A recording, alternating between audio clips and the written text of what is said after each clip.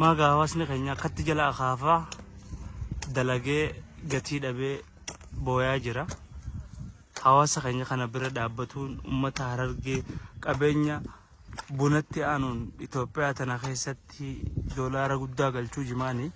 Garuu hawaasni kun takkaan fayyadamne qotuu malee hawaasni kun akka yaadaniin arkanne jechuudha. Jimaanii waan maashinni jala qotuu miti. Humna namaati xaqaafaa. Kanaafuu mootummaan xiyyeeffannoo itti kennee jimaa kana gatii itti godhuu qaba jechuudha. Akkasitti hojjetanii manni keenya akka lafaanii akkanatti waan bareedaa kana biqilchan jechuudha. Kanaafuu gatiin itti godhamuu qaba. Bakka hundaa sagalee walii ta'uu qabna. Kana jechuun manni keenya dalagataadha.